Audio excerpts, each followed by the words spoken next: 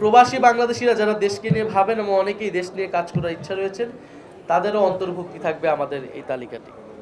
মনোনয়ন প্রক্রিয়া বাংলাদেশের ইতিহাসে প্রথমবারের মতো একটা স্বচ্ছ প্রক্রিয়া অনুসরণ করে এই মনোনয়ন তালিকা হতে যাচ্ছে। আমি মনে করি বাংলাদেশের রাজনৈতিক সংস্কৃতিতে এটাই সবচেয়ে বড় চমক, এবং এই প্রক্রিয়া, এই সংস্কৃতি যদি অন্য অন্য দলগুলো অনুসরণ করে, তাহলে বাংলাদেশের রাজনৈতিক সংস্কৃতিতে গুণগত পরিবর্তন আসবে এবং জনগণ যে রাজনীতির অংশীদার, শুধু দল নয়, জনগণ যে নির্বাচনের অংশীদার, তারাও প্রার্থী হতে পারে যে কেউ। এই স্বপ্নটা সবাই দেখতে পারবে। এই স্বপ্নটা এবং এই সুযোগটা কিন্তু আমরা সকলকে দেখিয়েছি। যে কেউ এসে মনোনয়ন তুলতে পারতেছে, নিতে পারতেছে এবং স্বপ্ন দেখতে পারতেছে। সে একজন তরুণ হোক, একজন রিক্সা চালক হোক, অথবা একজন আইনজীবী হোক, একজন বিশ্ববিদ্যালয়ের শিক্ষক হোক, একজন ইমাম হোক।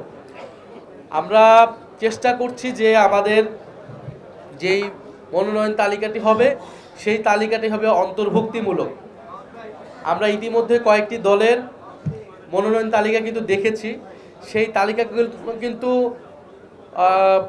খুবই পুরনো ধাঁচেরই হয়েছে। অর্থাৎ যদি গণ অভ্যুত্থান না হতো, যদি তারা 5 বছর আগের ইলেকশন করতো, যে ধরনের তালিকা তারা দিত, সেই একই ধরনের তালিকা দিয়েছে। আমরা চেষ্টা করব যে আমাদের তালিকাটিতে অন্তর্ভুক্তি থাকতে সকল ধরনের সমাজের যে শ্রেণী পেশার মানুষ রয়েছে, চিন্তার মানুষ রয়েছে, ভিন্ন ধর্মের মানুষ রয়েছে, ভিন্ন জাতিসত্তার মানুষ রয়েছে, সেই সব কিছুর সমন্বয়ে একটি তালিকা আমরা প্রণয়ন করতে, পাশাপাশি আমরা তারুণ্য এবং অভিজ্ঞতার সমাবেশ ঘটানোর চেষ্টা করব। একদিকে যেমন আমাদের তরুণ তুর্কিরা থাকবে এই প্রার্থী তালিকায়, যারা গণ অভ্যুত্থান থেকে শুরু করে পরবর্তী সময়ে জাতীয় নাগরিক পার্টি এবং বাংলাদেশকে বিভিন্ন আন্দোলনে নেতৃত্ব দিয়েছে।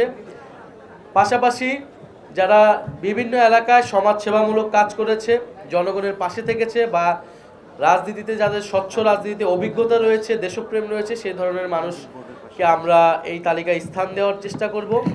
পাশাপাশি আমরা চেষ্টা করব যে বিভিন্ন পেশাভিত্তিক যারা রয়েছেন, ডাক্তার, ইঞ্জিনিয়ার, আইনজীবী, শিক্ষক, এই ধরনের পেশাভিত্তিক যারা রয়েছেন বিভিন্ন পেশায় এবং যারা রাজনীতির কথা ভেবেছেন বিভিন্ন সময়, তাদেরকেও আমরা সুযোগ করে দিতে চাই।